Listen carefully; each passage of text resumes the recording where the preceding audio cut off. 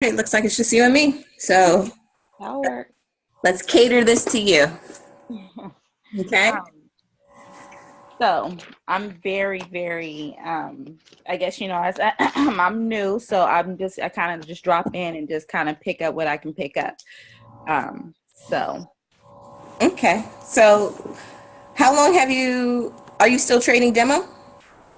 no, I You- actually never really traded demo. So you skip straight to live? I did skip straight to live.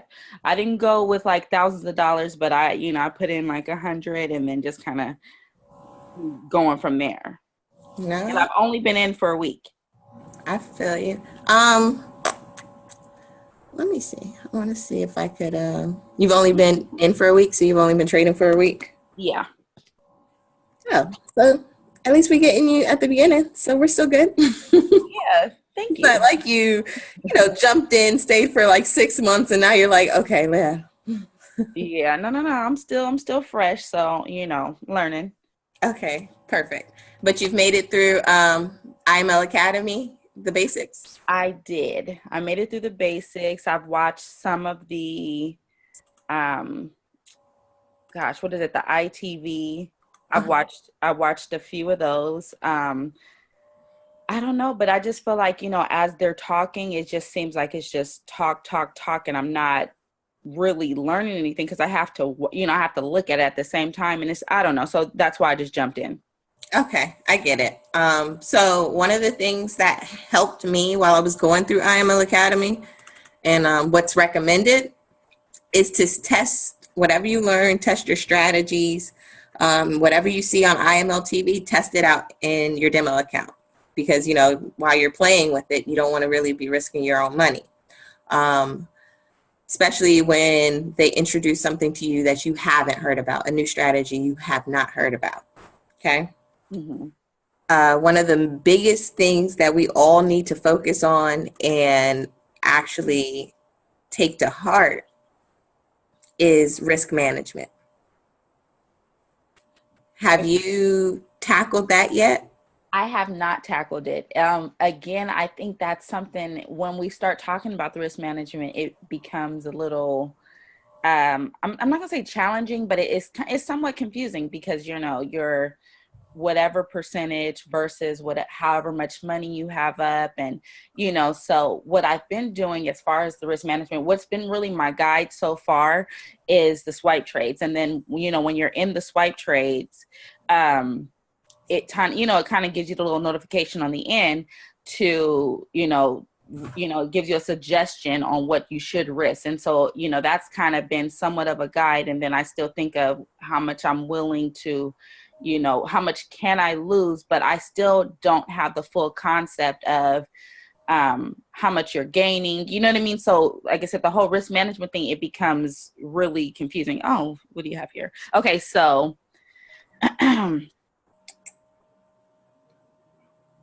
Uh, okay, so what is this? Account. So um, when as you're already aware, when you're investing, there's always a potential loss. So the goal is to lose way less than you win. Okay. Mhm. So our guided percentage is 3%. 3% of your account is all that you should be risking, you know? Okay. So for me personally, I like to work backwards.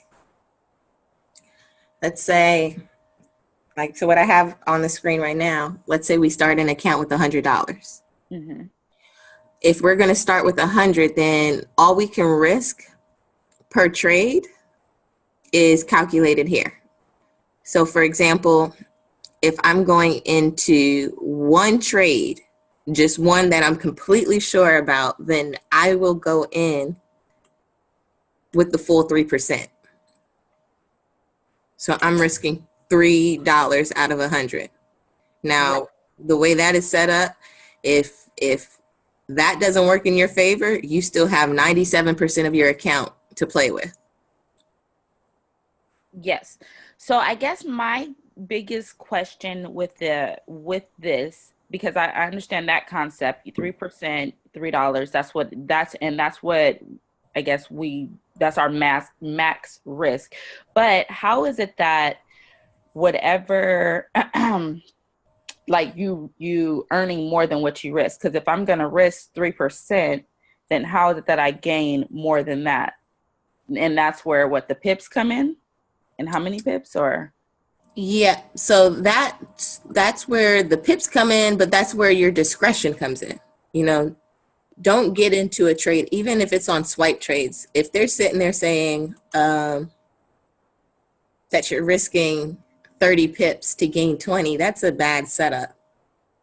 No matter how confident they are in it, that's not really worth it for me. You know what I mean? These are professionals. I get it.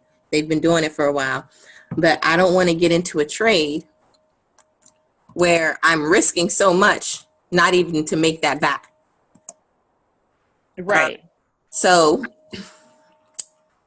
to combat that, you're looking for trades that are at least 2-to-1, or even better, 3-to-1. So for example, okay, let me see. So we're going 2-to-1 or 3-to-1. And that's saying that you're risking 30 pips to make 60. That's your 2-to-1. Right. No, and I get the 2-to-1, 3-to-1. But I guess my just regular concept, or just, logic and thinking, I can't see how you're not risking 1-for-1. You know what I mean? Like, how does that work? How do you determine if you're going to go to 2-to-1 or 3-to-1? So I'm going to show you this chart that we worked on earlier with Javon, and I definitely highly recommend that you follow him, ask him questions. He's extremely amazing when it comes to trading. Javon, Jay the Trader. Oh, okay. So let me see if let me switch my screen so you can see the chart.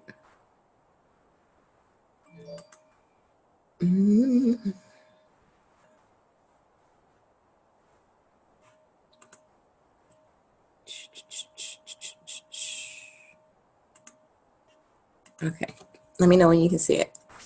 I got it. Okay, so the solid lines, well, this may not even be one that I did with them. Let me make sure I pull. Maybe it'll be better if I pull out one that I'm actually currently in. Let me look at my MetaTrader. Okay.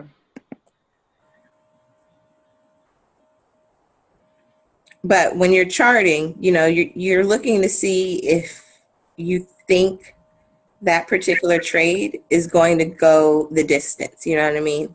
Mm-hmm. So if you think it's going to turn around sooner than expected, sorry, there's somebody's car going off in the background, then you would skip that trade. All right, can you still see my Yeah. screen? Okay. So when you're looking at this green line here was our entry. Mm-hmm. When we looked at it, we're saying, okay, we expect this trade to turn around and go at least to the first blue line. Right. Right? So since we expect that distance from here to the blue line is about 270 pips, then our stop loss will make it a valid 2-to-1, 3-to-1, or whatever, as long as it's a lower number than that. Okay, you know what? I gotcha. I got it. You see, so it helps to chart first. Right. Not to just jump into a trade. So it helps to chart so that you can even see if it's worth it for you. Right. And then you can determine your risk from there. Yes. Okay. I got it. So that's what it's easier for me to chart it rather than just take swipe trades for what it is, so that you can actually see what's happening. Right. Okay. So No. when I'm saying your discretion, there may be times that you come to a trade and you see that it's only gonna go to this distance. If it goes to this distance, it may not be worth it for you. Right. You know, so that's the 2-to-1, 3-to-1 risk management that we're focused on. No, I get it. Okay. And then so where I was thinking like 1-for-1, like a street bet or something, where basically if it's at the red, you see the bottom red line, and let's say the darker red was a little bit higher, that would be something equivalent to like a 1-for-1, and that might not be worth jumping into. Nope, but that's the exact same thing. Okay. That is the exact same thing. But if that's what you see, it's not worth jumping into. Right. Okay. Okay, and then so let me jump back to the other screen, so that now that you have the picture of how to eyeball the risk management, I'm going to jump back to OneNote.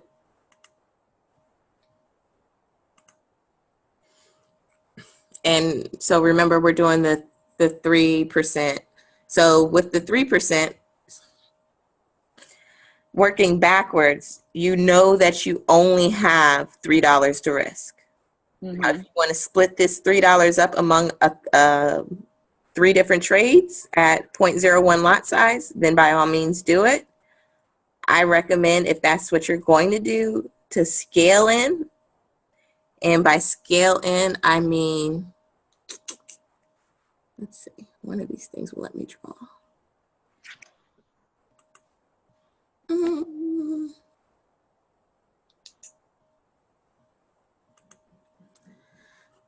By scaling, let's say the market does something like this, and then it jumps back up.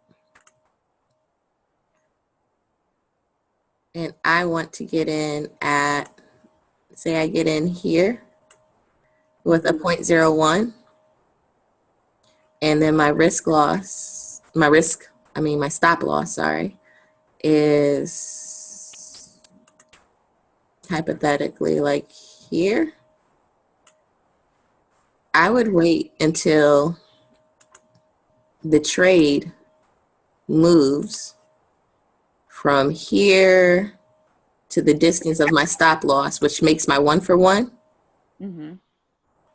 And then I'll jump in with my follow-up. So at least I'm covered that $1. Gotcha. So we're saying like that. Okay. So I would make, and this is just a suggestion or strategy, is to make like my first stop take profit probably like a 1-for-1. Well, I wouldn't even set the take profit for that. That's when I would that's what I would go in with a follow-up trade. Remember, we're sticking with the really low lots. Gotcha. So this will be a second entry. A second entry. So let's just say hypothetically my take profit is here. And okay, I'm only risking the $3, so I'm only getting into 3 trades for this particular one. So if I would probably get into my 3rd trade about here once it passes this area. But each time I'm getting in, the market is covering my risk. So now I'm not risking anything. You know what I mean? Gotcha. And then I won't close out any of these, and I'll let it ride to the take profit. But I'm still gradually moving my stop loss up to continue to get profit. So if the market retraces on me, I'm still walking away with money. You do not, and I tell you, it hurts. It hurts to be up and then the market retrace on you. Yeah. And you lose so much money. So at least if you're gradually moving your stop loss, at least if it does retrace, you're walking away with some money. Right. Absolutely nothing. Yeah, no, this was good. Thank you. Well, that's good because this week something similar. I was in a trade. I don't know. I went to sleep, but I had left my stop loss low or something, and I don't know. It was doing good before I went to bed, and then And then it something happened. It retraced. dropped, and my stop loss was still at the original stop loss, which I probably should have moved it up and also increased my take profit. But I don't know. I didn't lose anything, but it was just like, dang, and I just went to sleep on it. So what Javon recommended for me, because I'm still getting used to the whole scaling in, is when the market moves in your favor 30 pips, Mm-hmm. move your stop loss up. Okay. Okay, so we're here, we get to this point, and there's a 30 pip gain, move it up. And then you're up again, move it up. Just continue to move it up until it takes your profit out, or you continue to let it run. But you're just gradually making the adjustment. And then that way, if you do go to sleep or you go to work or something, you're distracted, you're not worried because ultimately it's a risk-free trade. You rather walk away with something than a negative something. Right. So even if before you went to sleep, you moved it to your entry, at least you'd be at $0. And you were just, I tested that out, just playing, rather than, man, I lost six. Right. Okay. So that's how we handle your risk management. And that's how you win in this game, because at the end of the day, the market's going to do what it wants. But if you're prepared and you're vigilant, you can keep up with it. Okay? Yeah. So, honestly, I didn't really have much I wanted to touch on. Me and Erica got our hairs crossed. I wanted her to go over the training she did Wednesday. Okay. Just so everybody who had questions who watched her recording, which is on Facebook. So if you haven't watched it, please watch it. It's really good. It helps with the support and resistance lines. And then on top of that, once you understand your support and resistance lines in the charting side, you add this level of risk management in, then you're just that much further, as a trader. Right. Okay. But it always helps to chart first. Yeah. Okay. Well, I got it. And believe it or not, it was short, but very helpful. And then I'll go back in and take a look at Wednesday's webinar. You said it's on Facebook? Mm-hmm. Are you in our Facebook group? No, I don't. Yeah, I'm not really a big Facebooker. Let's see, but I'll look for it or. So if anything, because I'm more Instagram, but since I'm posting from Instagram and it ties to Facebook, I'm a Facebooker, I guess. But just go ahead and send the request. I'll put the link in our group chat just so you can have it. And just have it in your back pocket so you can review our different videos. There's a FAQ section that we're starting. So if you have any questions, you can put it in there. And we're using that pretty much as our hub for videos, questions, conversation, just to make sure that everybody's on the same page. And it's really easy because you don't have to email every individual. You know what I mean? Right. No, And you've seen our group me. I'm a problem because I talk too much. So if we put something in our group me, it's going to get lost in the next hour. Right. No, I get it. And so, like you said, it's the hub. So, okay, well then, yeah, go ahead and if you upload that, I'll go ahead and accept it. Is there going to be like a lot of notifications though? It shouldn't be. And you should be able to actually mute it.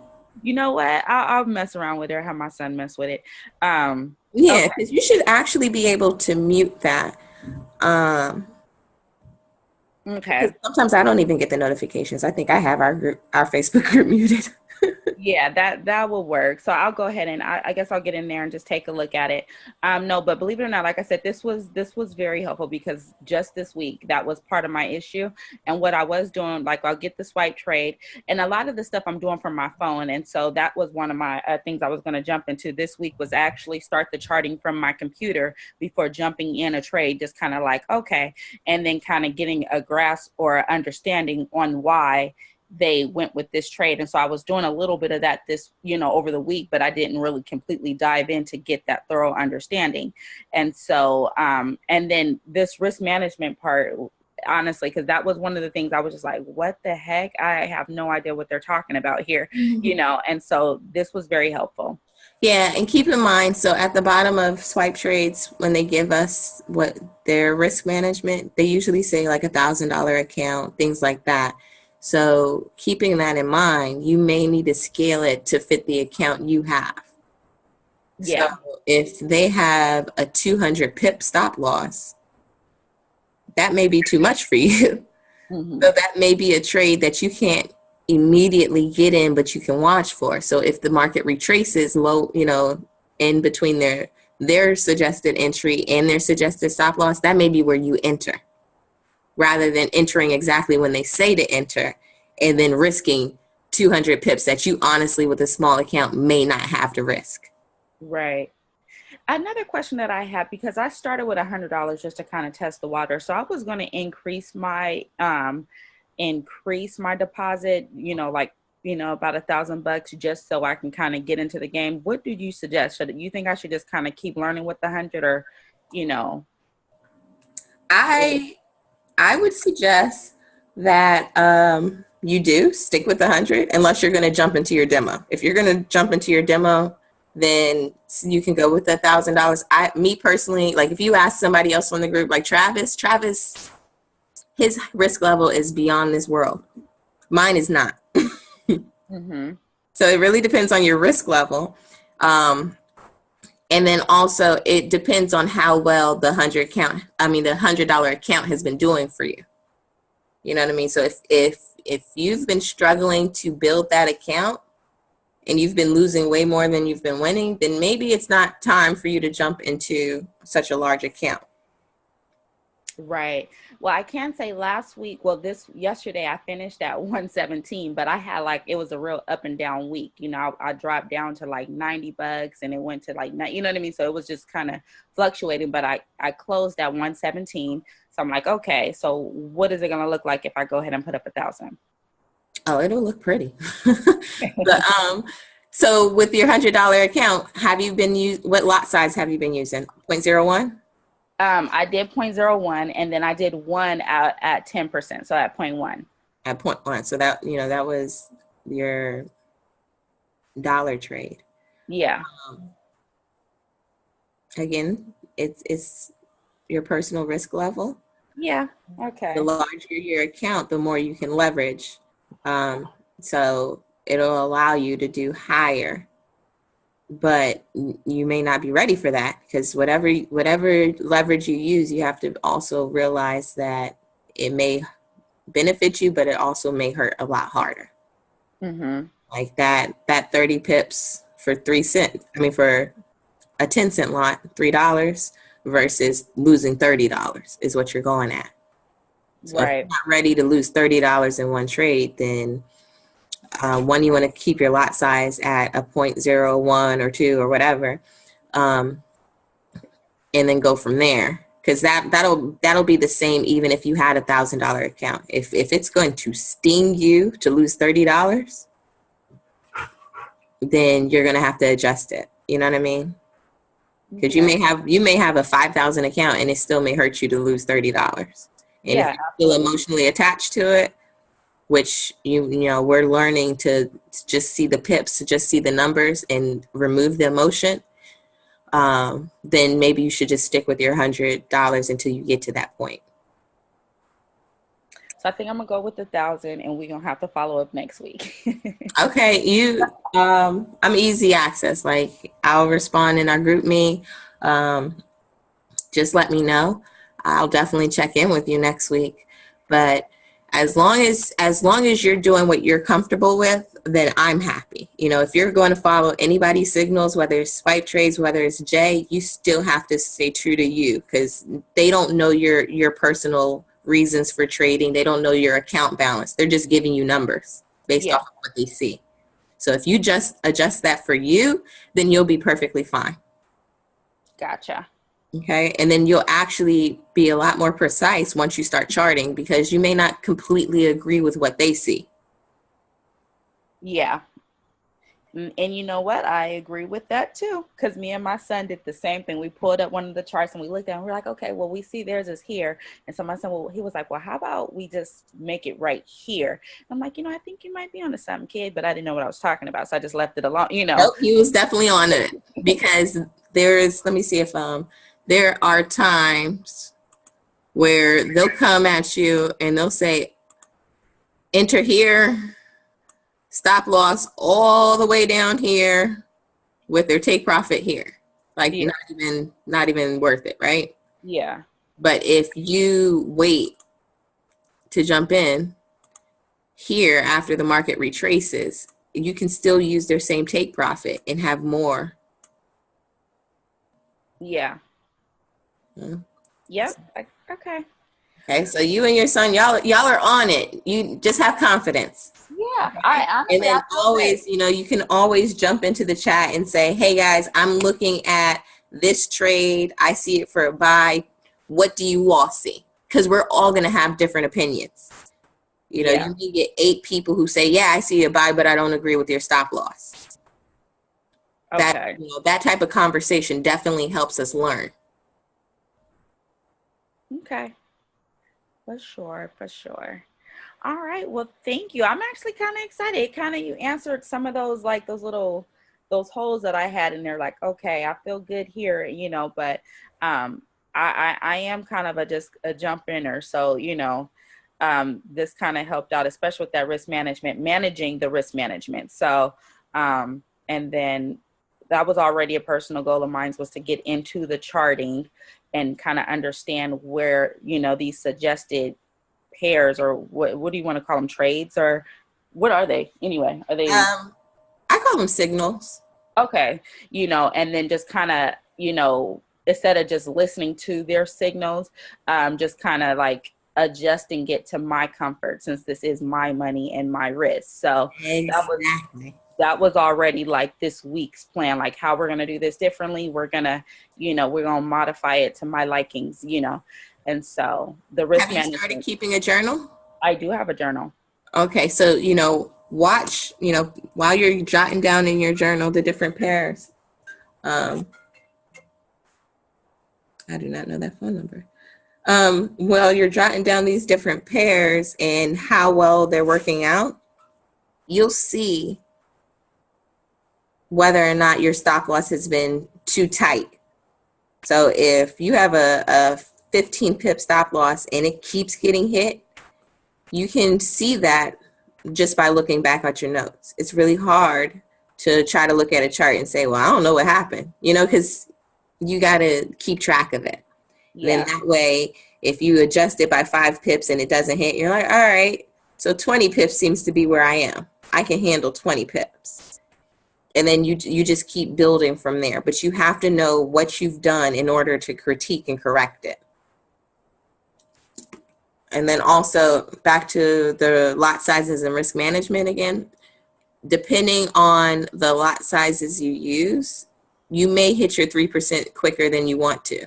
So with that, that's when I like to adjust my lot sizes. So if I'm going for $3 total, I may put in a 0.02 for one of my trades that I'm completely sure about, but start off with a 0.01. So remember how I said once the market reaches a certain spot, I'll scale in? Mm-hmm. I would scale in with my larger lot size because my 0.01 lot size already took care of the risk that I was willing to give. Gotcha. Okay.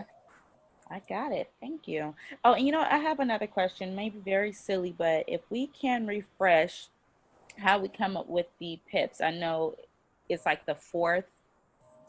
So it's the 4th digit behind the decimal, only if it's not a yen pair or like gold. What is So, gold? so it's their gold and yen is 2 digits after the decimal. Okay. And then also keep in mind, like if you're looking at your MetaTrader 4 and you're in this may be the wrong term, but you're in foreign pairs, they're not tied to the US dollar. The US Uh-huh. dollar is not part of it. Your Uh-huh. MetaTrader 4 is already doing the calculation for you. So if you're like, okay, well, they're saying this equals $10, but it should be $15, they already did the conversion. So Okay. that was something that confused me for the longest because I'm like, no, this is supposed to be $3, but they're telling me it's only two. What in the world? I gotta look at it. But Okay. what you're doing, so for example, 0.1234, you're moving this decimal to be 4 digits behind. Mm-hmm. So you're actually getting this many pips. Gotcha. But then if this same number is one of the yen or gold, um, then you're actually only really moving and honestly with gold and yen, it's usually a whole number and then decimals. I don't think I recall ever seeing it 0 point decimal, but it's the same concept. But you're literally getting this instead. Got it. Okay. Okay. And then you would take this number, this actual pip number, and multiply that by your lot size. And then that's how you get your profit or risk. Okay. Okay. All right. Well, ma'am, I appreciate you. Where do you live? Oh gosh, I don't live in San Diego